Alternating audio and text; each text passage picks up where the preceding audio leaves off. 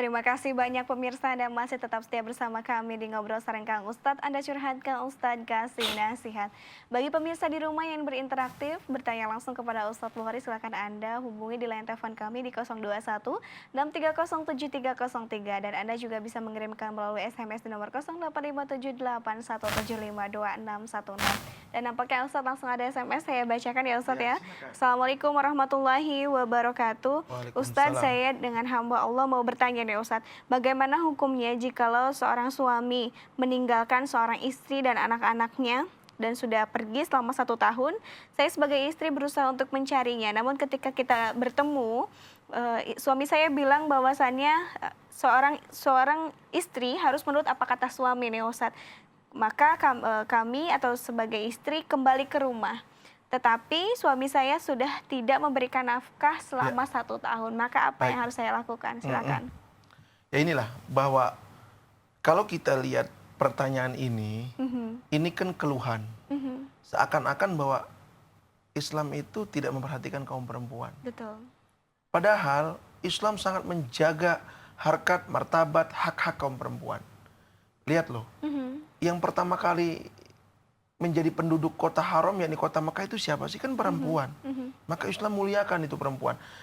Dari sekian banyak manasik haji, dari tawaf, sa'i, wukuf, itu kan semua rata-rata kebanyakan disebabkan keteguhan hati seorang perempuan, yakni Siti Hajar alaihi salatu wassalam. Jadi dari pertanyaan ini seakan-akan bahwa Islam itu kurang perhatian terhadap perempuan. Seakan-akan bahwa kaum perempuan ini nggak tahu haknya dalam Islam. Karena rata-rata seperti itu. Ibu, Islam itu mewajibkan seorang istri patuh kepada suaminya selama suaminya itu memberikan hak-hak daripada istri tersebut kepadanya. Apa haknya? Yang pertama, nafkah, memberikan makan. Yang kedua, suknah, menyediakan perlindungan berupa tempat tinggal, masalah kontrak dan lain sebagainya itu tidak menjadi soal. Yang penting perlindungan dari hujan, dari panas, dari angin. Dan yang ketiga adalah kiswah. Kiswah itu adalah pakaian yang layak dipakai, ya kan? Musim dingin, musim panas dan lain sebagainya. Kalau ketiganya ini sudah dilanggar, maka sang istri punya hak untuk mempasah atau menghulu boleh. Apa itu dihulu? Dihulu itu saya bayar 1 juta, saya minta cerai dari kamu. Kalau kata suaminya, oke, bayar 1 juta, maka hulu, terlepaslah ikatan pernikahan tersebut. Nah, ini lebih kepada pasah. Pasah itu adalah membatalkan pernikahan. Dengan cara apa? Ya tentu dengan datang ke hakim. Jadi seorang istri punya hak untuk menceraikan suaminya, tetapi dia tidak lewat mulutnya, tetapi lewat hakim. Karena bukan hanya suami yang punya hak talak, istri pun punya hak talak. Tapi bukan menimbang karena melihat hikmahnya, emosi manusia kan berbeda antara laki-laki dengan perempuan. Perempuan lebih sensitif, maka Allah titipkan hak talak istri yakni kepada hakim. Jadi kalau istri tidak ridho, istri tidak senang diperlakukan seperti itu, tidak ada tanggung jawab, dia boleh mengadu kepada hakim dan dia membayar iwad 10.000 kalau berdasarkan taklikut tolak di dalam pernikahan Indonesia ini 10.000 dan jatuh talak 1 sang suami kepada istrinya. Jadi seperti itu. Tetapi bagaimana Ustadz? Kalau saya lebih memilih menyelamatkan rumah tangga, saya katakan fasobrun jamil. Sabar itu lebih indah. Sabar itu lebih bagus. Sabar itu lebih baik. Sabar itu yu'inu ala kulli amal, akan menolong segala macam amal. Sabar itu kasibir. Sabar itu seperti getah jadam, pahit rasanya tetapi baik efeknya. Jadi kalau Anda lebih memilih sabar, menjaga anak-anak, menunggu insafnya suami, itu lebih baik. Kalau Anda lebih memilih untuk berpisah, silakan, hak Anda dilindungi oleh Islam. Seperti itu. Ustadz, kita lanjutkan lagi ke tema ya Ustadz, tadi sempat terbahas mengenai tetangga ya Ustadz ya, yang harus dijaga hubungan baiknya. Nah, kemudian bagaimana dengan teman-teman ya Ustadz, teman-teman di lingkungan kita bekerja, apakah itu bisa menjerumuskan kita ke dalam api neraka? Jadi siapapun dia, yang kita kenal, yang ada di sekeliling kita, atau apapun dia, konatir, kendaraan, zahab wal fiddah, uang dan lain sebagainya, harta kita, itu pada hakikatnya kalau salah pengelolaannya, salah memanajenya, maka kita akan terjerumus, maka kita akan terbawa arus, maka kita akan tergerus. Karena kenapa? Karena bisa jadi itu semua dijadikan iblis, dijadikan oleh syaitan untuk menjerumuskan kita. Karena kata iblis, summa la'atiyannahum min baini aydihim wa min khalfihim wa an aymanihim wa an syama'ilihim wa la tajidu aktsarahum syakirin. Ya Allah, kau akan lihat kebanyakan dari manusia itu kufur kepadamu, menolak agamamu. Dengan kenapa? Karena kami akan menggoda mereka dari depan, belakang, kanan, dan kiri. Kami akan goda mereka dari seluruh arah, dari semua cara, lewat harta, lewat perempuan, lewat jabatan, lewat persahabatan, lewat siapapun atau lewat apapun. Karena iblis tidak akan pernah putus asa sampai sampai bumi ini binasa seperti itu. Seperti itu. Baik Ustadz, nampaknya Ya. ada penelpon masuk Ustadz, kita angkat terlebih dahulu. Yo, silakan. Halo, Assalamualaikum. Waalaikumsalam, Iya, dengan Ibu siapa di mana? dengan Ibu Ane di Bekasi. Baik, Ibu Ana, silakan pertanyaannya, Ibu. Ya. Pertanyaan pertama ya, maaf satu, itu soal suami saya tuh sering, maaf ya, kurang memuaskan saya. Sering apa? Jadi akhirnya kurang bisa memuaskan saya batin. Kemudian Ibu dilanjutkan kembali.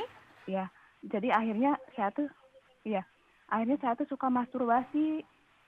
Nah, itu di mana hukumnya? Masturbasinya sendiri, Bu? Iya, Terus? iya. Nggak apa-apa? Gitu. Nah, keduanya, suami saya tuh kan pernah 2 tahun lamanya tuh selingkuh. Nah, itu saya sama sekali nggak bisa memaafkan perempuan itu. Kalau suami saya sudah saya maafkan karena suami saya memang digoda ya. Kalau perempuan itu kan udah tahu punya anak, istri, tetangga gitu kan, keadaan juga biasa-biasa aja. Jadi Tapi bukan suami ibu yang menggoda? kalau yang saya dengar dari tetangga-tetangga, perempuan itu emang biasa menggoda katanya, bukan suami saya aja katanya gitu. Terus? Disabarin aja Bu, karena bukan ibu aja yang digoda, semua juga banyak katanya gitu. Nah, Terus? Pertanyaannya? nah, jadi yang saya tuh ingin memaafkan tapi nggak bisa gitu. Ya. Saya suka dengar kan ya lebih baik itu memaafkan orang-orang yang menjolimin. Iya. Tapi ini saya sampai sekarang nggak bisa maafin perempuan itu gitu. Baik. Sakit aja, apalagi kalau udah ketemu gitu, kok tega sama tetangga begitu gitu. Baik, itu saja Ibu Ana pertanyaannya. Insya Allah akan langsung Gitu aja dijawab oleh Pak Ustadz Ustadz ya. Terima kasih. Assalamualaikum. Waalaikumsalam warahmatullahi wabarakatuh. Bagaimana Ustadz menanggapinya? Hukum masturbasi di mana seorang perempuan mencari kepuasan sendiri Sendiri. tanpa melalui pasangannya, atau seorang laki-laki mencari kepuasan sendiri tanpa melalui Bantuan pasangannya. pasangannya. Ini maaf, jawabannya atau pertanyaan ini 17 tahun ke atas, jadi anak-anak kecil tolong disingkirkan dulu ya. Itu hukumnya haram. Ya. Bagaimana Ustadz kalau istri saya sedang haid, sedangkan istri saya cuma satu kan gitu kan? Agama memberikan solusi, silakan. Nisaukum harsul lakum fa'tu harsakum annasi'tum. Istrimu adalah ladang bagimu, ya kan? Maka datangi dia kapan saja, ya kan? Dengan cara apa saja, silakan. Tapi ingat, ada batasannya. Jangan lewat dubur, ya dengan melakukan apa disebutnya hubungan seks menyimpang, yakni lewat lubang belakang, itu haram mutlak hukumnya karena itu adalah kelakuan umat Nabi Lut. Min akbaril kabair, ya kan? Dosanya sangat besar sekali. Yang kedua, jangan lewat orang, lewat mulut, ini haram hukumnya karena itu bercampur dengan najis dan lain sebagainya. Nah, dengan apa? Dengan biyadi halilatihi dikatakan oleh fikih, tidak haram dengan tangan si istrinya. Jadi kalau Anda melakukan apa disebutnya mencari kepuasan itu karena istri lagi haid, yakni dengan menggunakan tangan istrinya, itu halal baginya. Lalu bagaimana bagi perempuan yang tidak terpuaskan dengan cara seperti ini? Pertanyaan vulgar, jujur, tapi kita harus jawab karena yakin ini mewakili puluhan, bukan mungkin ratusan ya insan yang membutuhkan hal itu. Apakah haram saya melakukan masturbasi sendiri? Saya jawab haram hukumnya. Laki-laki atau perempuan yang melakukan masturbasi sendiri. Nah, lalu bagaimana caranya sementara suami tidak bisa memuaskan saya? Perbanyak puasa, karena puasa itu menekan syahwat. Yang kedua, lakukan itu dengan suami. ya kan? Masturbasi itu dengan suami, ya. Karena kalau dengan kita diri sendiri itu haram hukumnya, mutlak itu haram, tidak boleh. Ya. Jadi seperti itu jawabannya. Seperti itu. Kemudian pertanyaan yang kedua deh Ustadz. Sangat sulit memaafkan deh. Nah, ini kan Bagaimana? pendendam. Dendam itu kan sifatnya setan. Tadi saya sudah menceritakan bahwa ketika setan dikatakan wa kana minadh dhalimin. Iblis setan itu termasuk orang-orang yang zalim, terkutuk. Nah, iblis ini dendam. Kalau Nabi Adam kan ketika dikatakan salah, dia segera taubat, sadar. Al-Imam Syawi dalam Hasyiah Tafsir Jalalainnya mengatakan bahwa Nabi Adam itu saking merasa bersalahnya kepada Allah, 360 tahun dia berjalan di atas muka bumi ini, dia tidak pernah mengangkat tangannya, kepalanya ke atas. Dia tidak pernah mengangkat wajahnya ke langit karena dia malu kepada Allah Subhanahu wa taala. Ya, iblis berbeda. Ketika dia divonis bersalah, yang dia salahin karena dia nggak sanggup ngelawan Tuhan, ya kan, karena dia tahu Tuhan adalah Rabb, ya Maha Penguasa.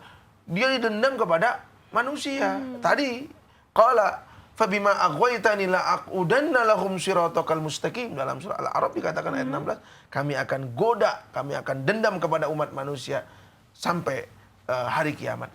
Nah, karakter pendendam ini karakter iblis, jelas ini tidak disukai oleh Allah. Karakter Nabi Muhammad, karakter para nabi adalah pemaaf. Wal afina anin nas, bagaimana Al-Qur'an menggambarkan, dan mereka adalah orang-orang yang pemaaf. Para orang-orang yang dicintai Allah itu adalah orang-orang yang pemaaf. Lihat bagaimana Nabi Yusuf, ya kan, berapa puluh tahun kebahagiaan dia terhadap orang tuanya direnggut oleh saudara-saudaranya.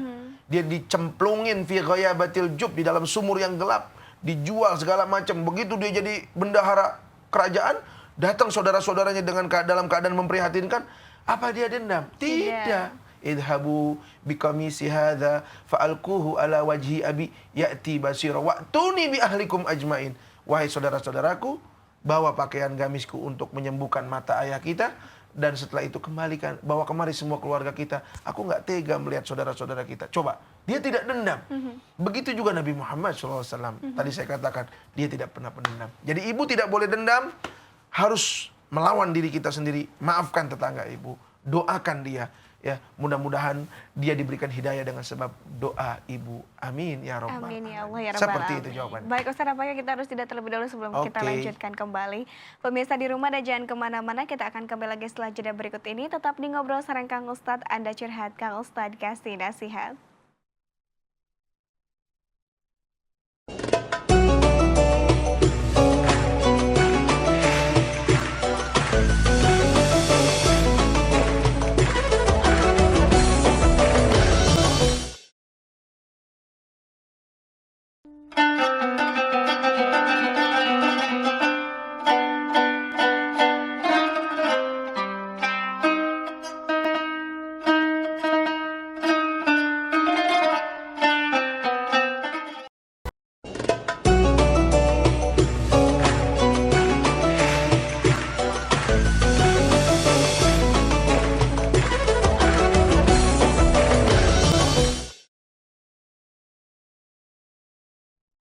Terima kasih banyak pemirsa, Anda masih tetap setia bersama kami di Ngobrol Sareng Kang Ustadz, Anda curhat, Kang Ustadz kasih nasihat.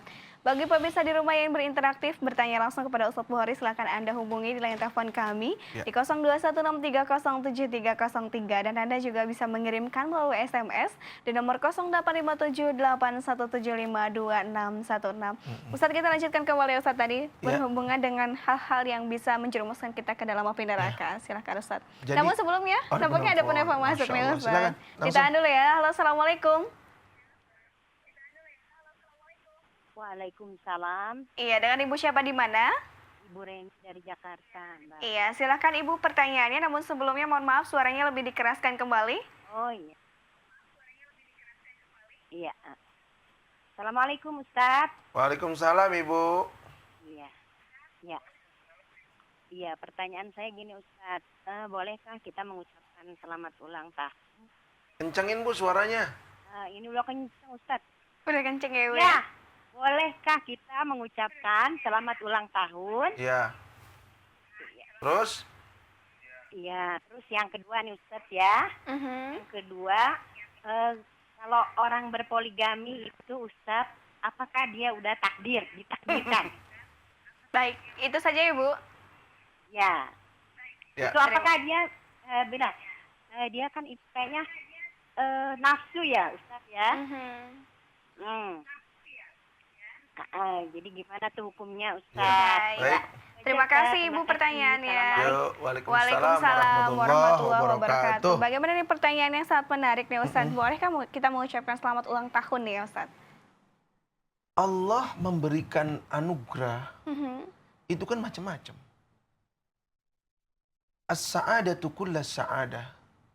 Kebahagiaan di atas kebahagiaan, kata Nabi, adalah tulul umur. Panjangnya umur.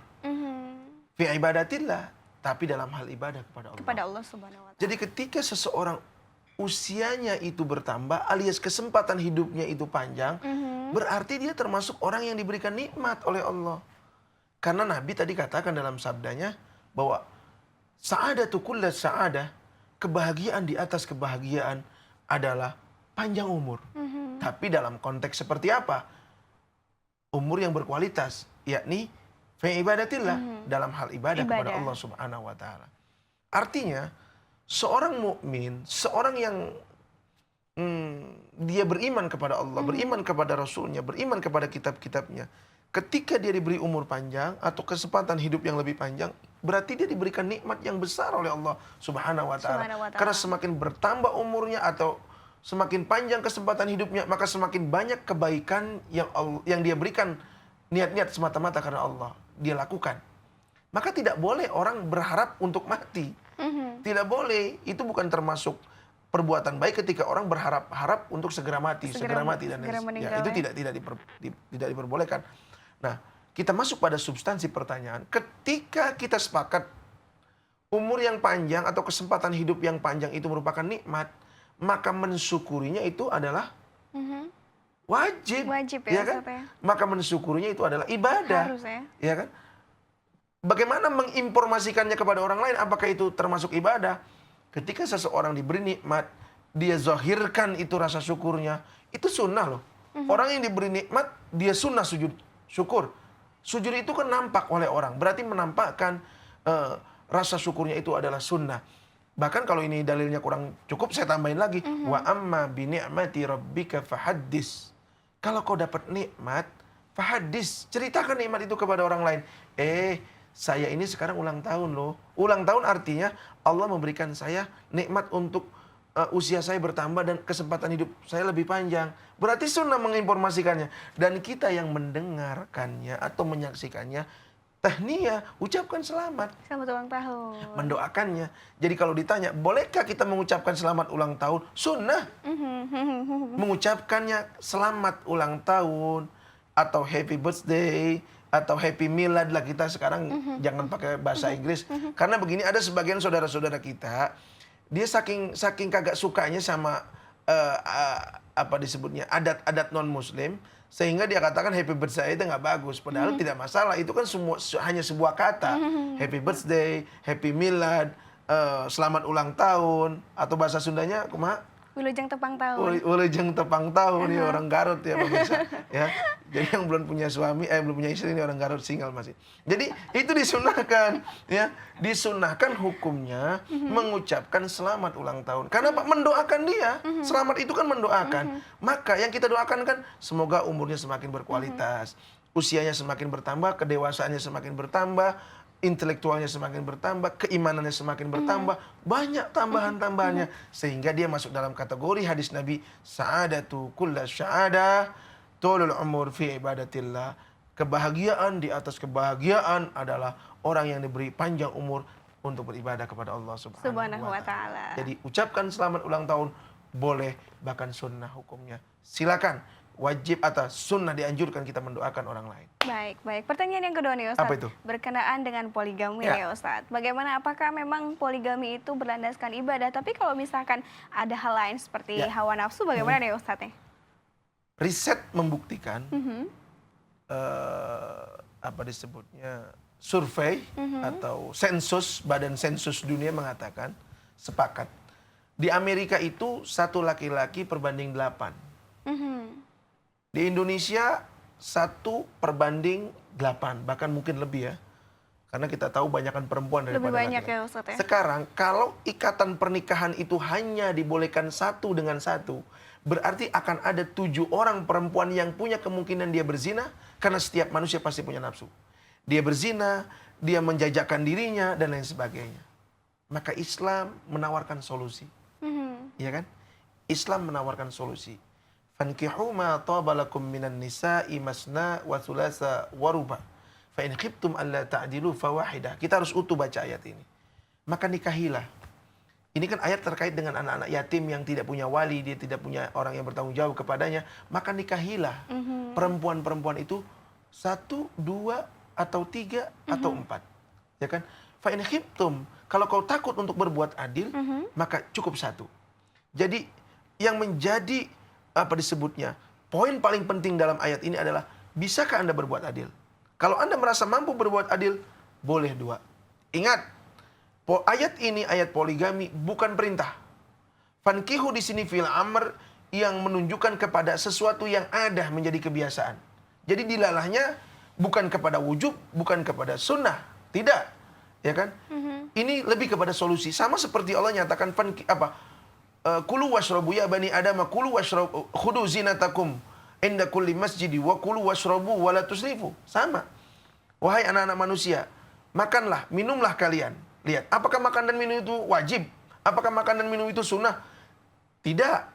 Perintah ini tidak menunjukkan kepada wajib, tidak menunjukkan kepada sunnah. Lil ibahah, boleh. Artinya bahwa poligami ini tidak ada ayat yang mewajibkan orang poligami, bahkan menunjukkan kepada sunnahnya poligami. Tidak ada. Tetapi poligami ini diadakan, dasar hukumnya adalah ibahah, boleh.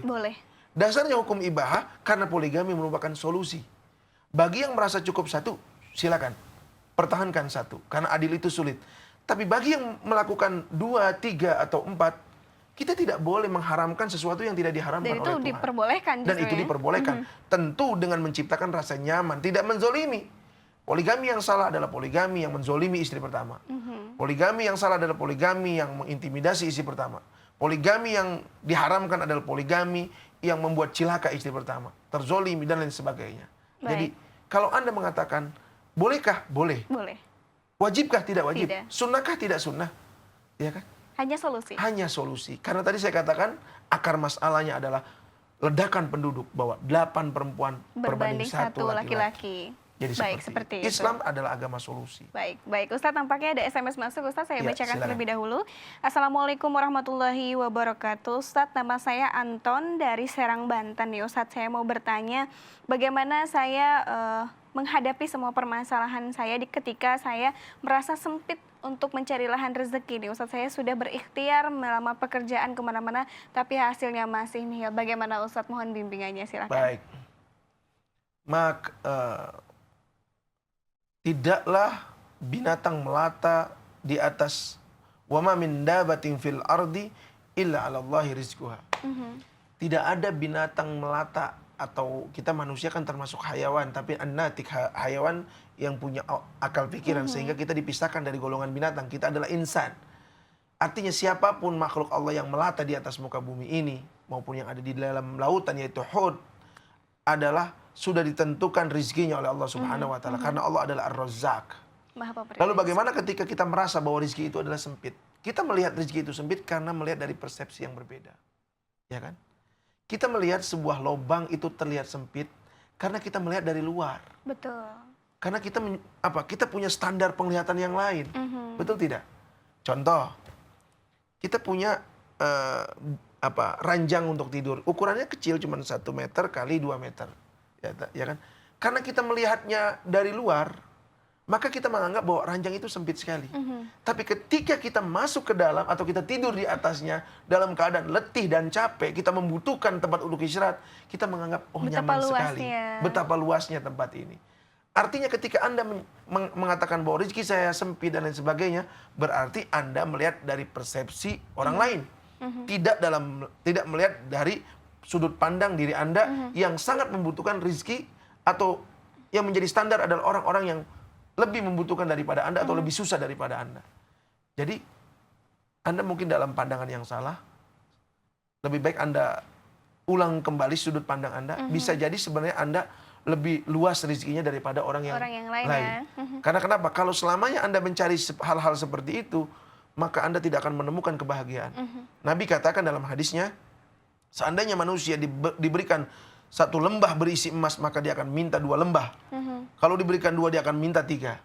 Yang paling kaya adalah orang yang bersyukur. Allahumma inni as'alukal huda wat tuqa wal afaf wal ghina. Nabi bilang dalam sabdanya, ya Allah jadikanlah aku orang yang al-ghina, berkecukupan, kaya. Kaya bukan dari segi materi, tapi hati yang kaya. Yang pandai bersyukur. Jadi kalau penyakitnya sudah kita obati, sudah kita tidak perlu baca lagi tentang sebab dan lain sebagainya. Kalau sebabnya sudah kita temukan, kita sudah tidak perlu jawab lagi itu terusannya. Karena Anda cukup mengadu kepada Allah, Anda cukup dekat kepada Allah Subhanahu wa Ta'ala. Baik Ustadz, tampaknya kita harus jeda terlebih dahulu sebelum kita lanjutkan kembali. Pemirsa di rumah dan jangan kemana-mana, tetap stay bersama kami di Ngobrol Sareng Kang Ustadz. Anda curhat, Kang Ustadz kasih nasihat.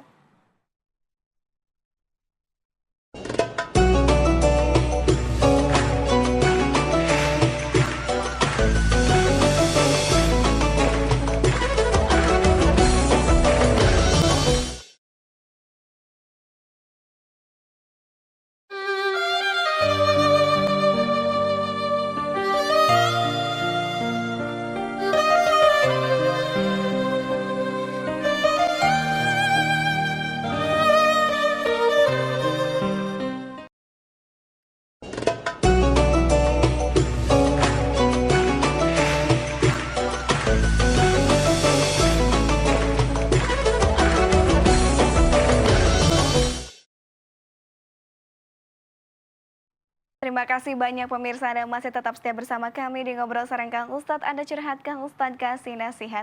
Bagi pemirsa di rumah yang berinteraktif, bertanya langsung kepada Ustadz, silahkan Anda hubungi di line telepon kami di 0216307303. Dan Anda juga bisa mengirimkan melalui SMS di nomor 085781752616.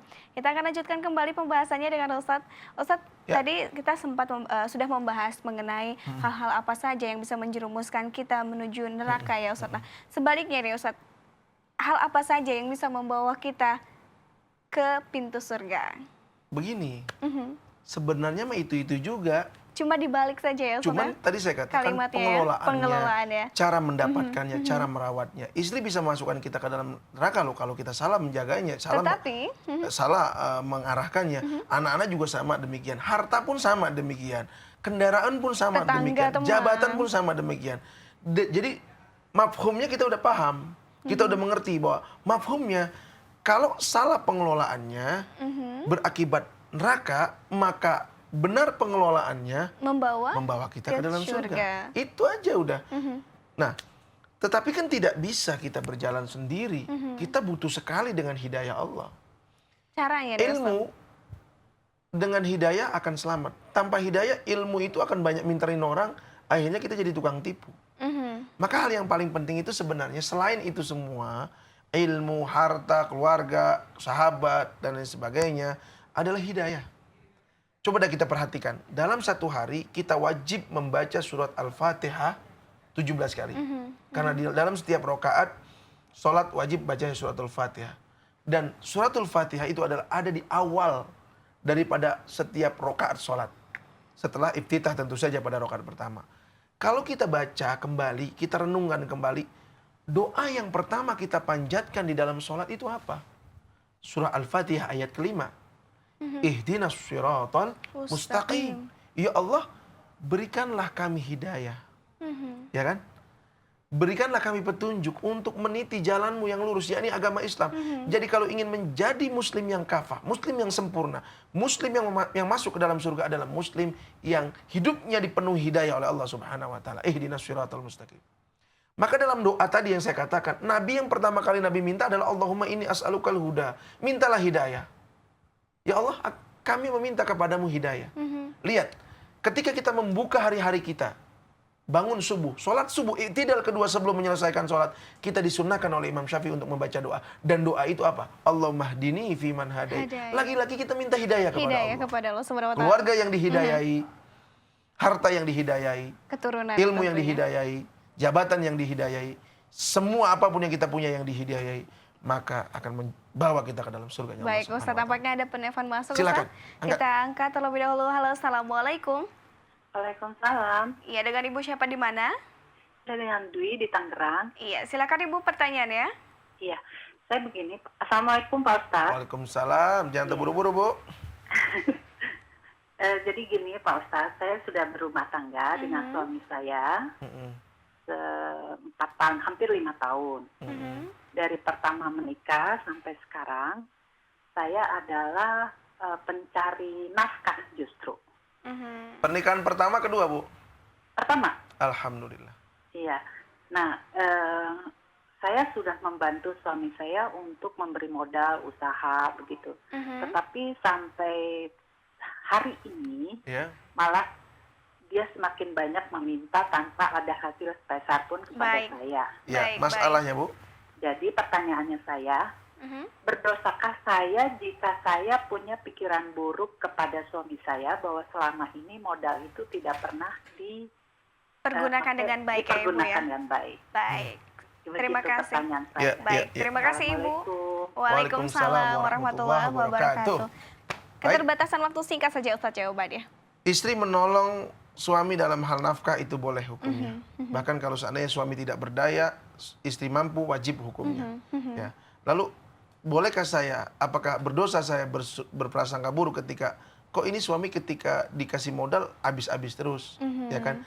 Jadi saya lebih kepada bahwa ini bukan suuzon, ini lebih kepada kehati-hatian, ini lebih kepada pertanyaan. Karena itu kan hak kita berikan kepada dia. Dan ini amanat, bukan memberikan secara bebas, ente gunakan untuk apa. Jadi ini diperbolehkan. Ibu curiga, ibu waspada, bukan suuzon. Ibu curiga, ibu waspada, dan Boleh, ibu ya, bertanya. Karena Anda punya hak tanya. Rasulullah pernah diamanatkan dagangan loh oleh Siti Khadijah. Tapi karena itu adalah amanat dagang, ya ditanya kembali oleh Siti Khadijah. Dan Rasul adalah orang yang amanah. Suami diberikan amanat untuk menjalankan roda bisnis, kemudian untuk menafkahi keluarga, itu adalah amanat dari istrinya. Berarti si istri punya hak tanya. Setiap orang yang punya hak tanya, dia punya hak curiga. Tapi lagi-lagi, kecurigaan itu jangan sampai berlebihan sehingga kita memvonis belum ada buktinya. Baik. Jadi seperti itu, Ibu. Diperbolehkan, tapi asal tidak menjerumus kepada vonis yang berlebihan. Baik, Ustaz. Ada klarifikasi, cari bukti segala macam. Baik, Ustaz, nampaknya kita harus jeda terlebih dahulu, Ustaz, sebelum kita lanjutkan kembali. Pemirsa di rumah, jangan kemana-mana, tetap setia bersama kami di Ngobrol Sareng Kang Ustadz. Ada curhat Kang Ustadz, kasih nasihat.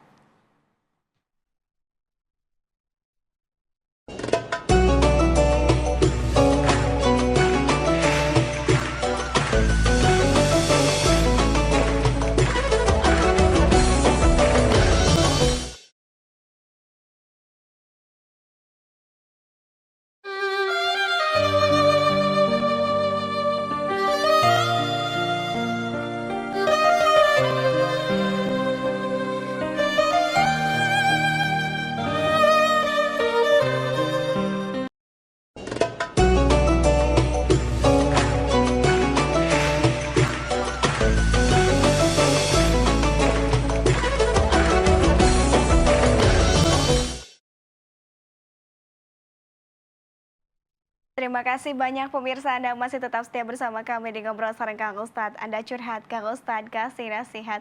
Ustadz, nampaknya langsung saja saya bacakan, ada SMS masuk nih Ustadz ya.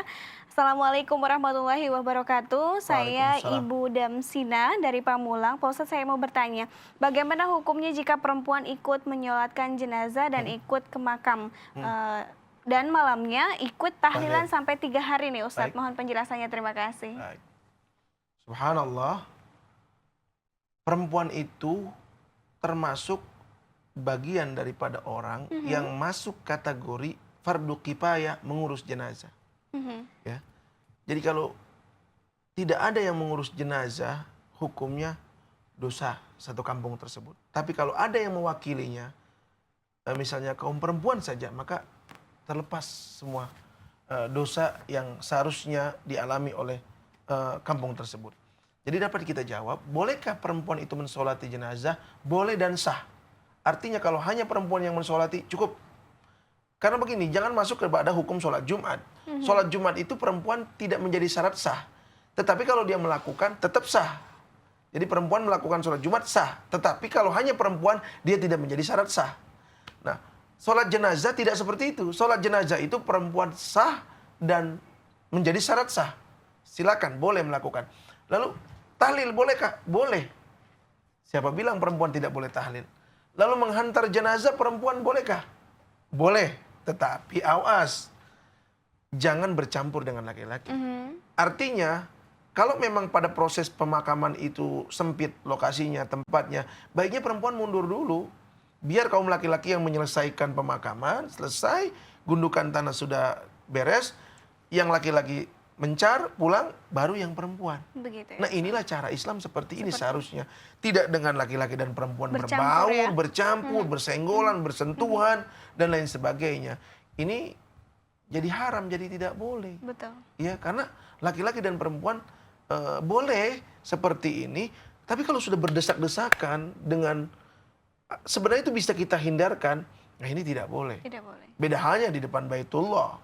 Itu kan berdesak-desakan yang sulit sekali untuk kita hindarkan, ya kan?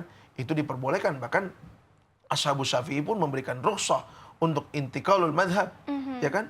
Untuk mengikuti madhab yang lain. Nah, jadi boleh mengantar jenazah, boleh memandikan jenazah, boleh mensolati jenazah, boleh tahlil terhadap jenazah, selagi itu tidak bercampur ikhtilat, bercampur yang menimbulkan fitnah. Kalau bercampur tidak menimbulkan fitnah, itu tidak masalah, ya kan? Seperti di Masjidil Haram, kita tahu bagaimana orang sholat bisa ada di samping kita itu perempuan, kita, ya kan? Tapi di situ tidak ada fitnah. Kenapa tidak ada fitnah? Ya karena memang di situ banyak orang dan saya yakin semua orang lebih memperhatikan kepada fokus ibadahnya. Baik, seperti itu ya Ustaz. Ya seperti kita berdua seperti ini. Coba kalau seandainya hanya berdua, ya haram hukumnya. Tetapi kan banyak kru, ada kameramen, ada kreatif, ada sutradara dan sebagainya. Cuman memang pemirsa melihatnya kita hanya berdua. Ya, padahal kita ada 10 orang. Baik Ustaz. Tidak terasa Ustaz, waktunya Ustaz untuk memberikan kesimpulan nih karena kita sudah ada di segmen akhir ya Ustaz, silahkan. Kesimpulannya pemirsa yang dirahmati oleh Allah Subhanahu wa taala, kita bersyukur kepada Allah yang telah menganugerahkan kepada kita kehidupan. Kita bersyukur kepada Allah yang telah melengkapi kita dengan atribut-atribut yang membuat kita bahagia dalam menikmati kehidupan. Kita diberikan pasangan, kita diberikan keluarga, kita diberikan harta benda, kita diberikan hewan-hewan ternak yang bisa kita makan, kita diberikan tumbuh-tumbuhan untuk kita makan dan sebagai obat. Ini merupakan anugerah yang sangat besar dari Allah Subhanahu wa taala untuk kita. Tapi ingat, nikmat yang Allah berikan jangan sampai menjadi laknat. La in syakartum la azidannakum wa la in kafartum inna azabi lasyadid. Tafsir daripada kufur dan syukur ini harus kita dalami. Bahwa apa yang kita punya, kalau kita syukuri, syukur itu tidak hanya mengucapkan Alhamdulillah, tapi syukur mentasyarrubkan bima an'amallahu alaina, terhadap apa-apa yang Allah berikan kepada kita, fisabili atau ala sabili, di atas jalannya, ala ridhoi, atas ridhonya, ala hidayati, atas petunjuknya, dan lain sebagainya. Tapi ketika semua itu berubah, kita biarkan liar, memuaskan nafsu kita, memuaskan selera hidup kita, memuaskan syahwat kita, memuaskan keinginan dan keserakahan, ketamakan kita, maka semua itu akan berubah menjadi neraka bagi kita, karena kita masuk dalam kategori kufur. Wa in kafartum inna azabi lasyadid. Maka mintalah hidayah kepada Allah. Fastahduni. Maka mintalah hidayah kepada Allah. Allah akan memberikan hidayah kepada kita. Karena dengan hidayah itu akan menyelamatkan hidup kita di dunia, fiddin, dalam hal agama, wa dunya wal akhirah, terlebih nanti pada hari akhirat. Itu closing statement dari saya. Baik, terima kasih banyak Ustadz, luar biasa sekali, dan sudah saatnya Ustadz untuk menutup perjumpaan kita dengan doa. Silakan Ustadz. Bismillahirrahmanirrahim. Allahumma salli wa sallim ala hadan nabiyil karim wa rasulil mubarakil azim fil awwalina wal akhirin wa radiyallahu tabaraka wa ta'ala an kulli sahabati rasulillahi ajma'in. Alhamdulillahi rabbil alamin. Hamdan na'imin hamdan syakirin. Hamdan yuafi ni'amahu wa yukafi mazidah. Allahumma gfir lana zunubana wali walidina ولمشايخنا ولمعلمينا وذوي الحقوق علينا ولمن أجر هذا الخير في هذه الساعة ولجميع المسلمين والمسلمات والمؤمنين والمؤمنات. اللهم اهدنا فيمن هديت وعافنا فيمن عافيت وتولنا فيمن توليت وبارك لنا فيما أعطيت وقنا برحمتك شر ما قضيت. اللهم إنا نسألك الهدى والتقى والعفاف والغنى والموت على دين الإسلام. ربنا هب لنا من أزواجنا وذرياتنا قرة أعين واجعلنا للمتقين إماما. ربنا آتنا في الدنيا حسنة وفي الآخرة حسنة وقنا عذاب النار. بفضل سبحان ربك رب العزة عما يصفون وسلام على المرسلين walhamdulillahi rabbil alamin. Kurang lebihnya kami mohon maaf. Insyaallah di lain waktu kita bisa bertemu lagi. Hadanallah wa iyyakum ajmain. Wassalamualaikum warahmatullahi wabarakatuh. Waalaikumsalam warahmatullahi wabarakatuh. Terima kasih banyak Ustadz atas ilmu yang luar biasa pada kesempatan ini. Mudah-mudahan bisa bermanfaat bagi kita semua. Amin. Insya Allah. Baik pemirsa di rumah, dengan berpamitan ya Ustadz Bukhari kepada kita semua. Akhirnya saya Nur Hasanah beserta Ustadz Bukhari dan kerabat kerja yang bertugas mohon pamit undur diri dari hadapan Anda. Insya Allah pada kesempatan esok hari di jam yang sama kita akan bertemu lagi. Akhir kata billahi taufiq wa hidayah. Wassalamualaikum warahmatullahi wabarakatuh. Waalaikumsalam.